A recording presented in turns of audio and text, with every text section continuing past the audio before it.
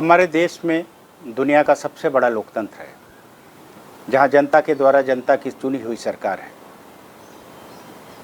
जनता की चुनी हुई सरकार में जनता के ऊपर तो बहुत सारे टैक्सेस लगा दिए गए हैं, बहुत सारे रोक लगा दिए गए हैं। अगर कहीं भी किसी भी कानून का आप उल्लंघन करते हो तो आपके विरुद्ध कार्रवाई तत्काल हो जाती है। आज हम विचार इस बिंदु पे करना चाहते हैं कि जो जनता के द्वारा चुनी गई ये सरकार है, उसमें जनता को अधिकार कितने हैं।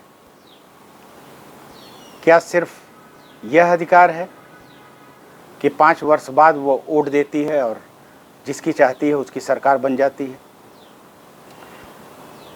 जब वोट भी देती है तो उसमें आम तौर पे आप पाएंगे कि 40-45% जिसको भी मिल गया वोट वो जीत जाता है, क्योंकि इतने सारे लोग वहाँ चुनाव लड़ते हैं। अब यहाँ पर जो वो 55% है उनका क्या दोष है, पहली चीज। दूसरी चीज कि जैसे यदि आप हेलमेट नहीं पहने हैं चालान हो गया, स्पीड ज़्यादा है चालान हो गया, जीएसटी देर में जमा किए चालान हो गया, तुरंत आपको नोटिस आ गई, इनकम टैक्स आपने नहीं जमा किया आपको नोटिस आ गई। तो फिर जो जनता का काम है, जनता के लिए होना है, उसमें क्यों नहीं जनता के लिए कोई कानून बनाया जाता है। ऐसा कुछ प्रदेशों में इसके संबंध में कानून बनाए भी गए हैं, उसके के लिए एक टाइम लिमिट भी बनाई गई है, लेकिन उसका भी प्रॉपर तरीके से जो पर्यवेक्षण सर्वेक्षण होना चाहिए वो नहीं हो रहा है। जनता को एक अधिकार मिलना ही चाहिए कि यदि जनता के लिए बनाई गई ये व्यवस्था जनता के लिए सही रूप में काम नहीं कर रही है तो जनता अपनी बात कहां कहे, किससे कहे।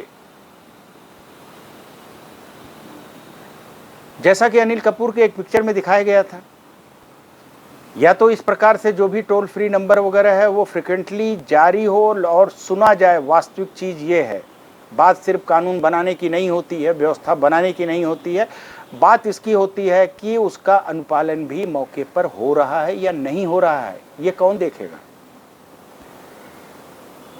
इसके लिए जरूरी ये है कि एक पूरा तंत्र ऐसा बनाया जाए, जैसे हर चौराहे पे क्यों नहीं एक बॉक्स लगवा दिया जाता है जिसमें नाम से भी आदमी शिकायत कर सकता है और बिना नाम के भी शिकायत कर सकता है।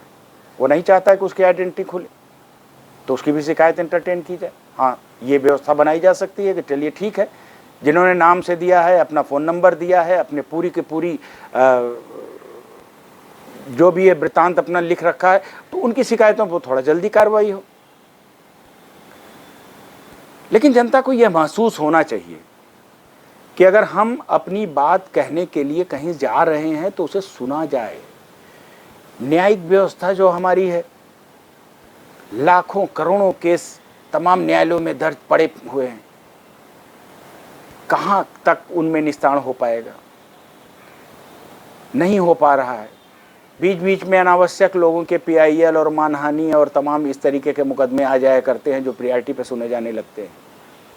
फिर जनता एकदम पीछे चली जाती है, वहां भी वीआईपी कल्चर आ जाता है। तो फिर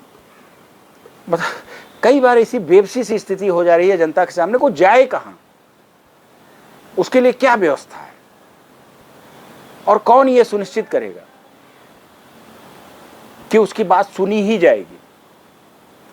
इस व्यवस्था को निश्चित रूप से फुल प्रूफ बनाने की आवश्यकता है कि यदि किसी कार्य के लिए पहली बात तो यह है कि पब्लिक को कम से कम सरकारी दफ्तर जाना पड़े, वहाँ का चक्कर कम से कम लगाना पड़े।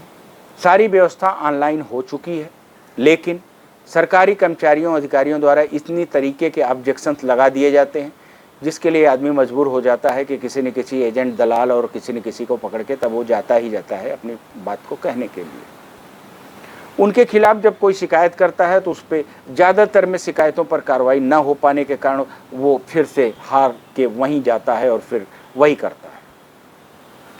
निश्चित रूप से यदि कोई शिकायत होती है और उस शिकायत की एक अगर प्रॉपर जांच हो, जांच में ये पाया जाता है कि नहीं जानबूझकर संबंधित कर्मचारी या संबंधित अधिकारी ने इनकी फाइल को रोका, इनको परेशान किया, तो उसको फिर इस तरीके का दंड दिया जाना चाहिए कि सामने वालों को एक उदाहरण बन जाए।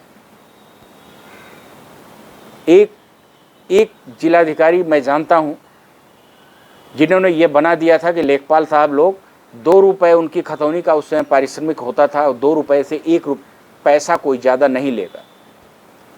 एक दिन एक शिकायत आई और वो वहाँ से 80 किलोमीटर, मुख्यालय से 80 किलोमीटर दूर तहसील में, तहसील वाले जो एक दिन होता है जिस दिन लेखपाल वहाँ पे हाजिर होते हैं, और उस समय चूँकि मैनुअल खतौनी वगैरह बनाई जाती थी तो खतौनी खसरा वहीं पर बनाकर नकल वगैरह लोगों को दिया करते थे। वो भेष बदल कर वहाँ पहुँचे और वहाँ पर वो काश्तकार भी था जिससे शिकायत किया था, उसी के सामने उन्होंने पटवारी से बोला कि भाई एक ये खतौनी बना दो। उसने कहा बाबू बैठ जाइए, मैं बना दे रहा हूँ। बनाने के बाद वो उसको 10 रुपया देने लगे। उसने कहा कि नहीं साहब 2 रुपया फुटकर हो तो दे दीजिए, अन्यथा जो है हमारा पारिश्रमिक 2 रुपये है, अगर नहीं है तो कोई बात नहीं, आप जाइए। डीएम साहब ने कई बार कहा कि अरे रख लो कोई बात नहीं। उसने कहा कि नहीं साहब हमारे जिलाधिकारी ऐसे सख्त हैं कि अगर उनके तक शिकायत चली गई मेरी तो नौकरी चली जाएगी। यह अलग बात है। उसके बाद जिलाधिकारी अपने असली रूप में आए और जो काश्तकार था उसको दंडित किया उन्होंने। व्यवस्था ये होनी चाहिए। व्यवस्था आपके 1 लाख पर चलती है।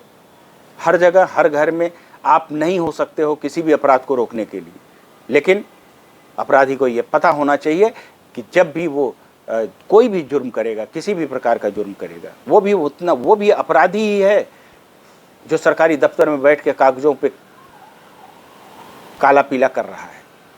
उसको भी सज़ा उसी तरीके से होनी चाहिए जैसे किसी एक अपराधी को सज़ा होती है।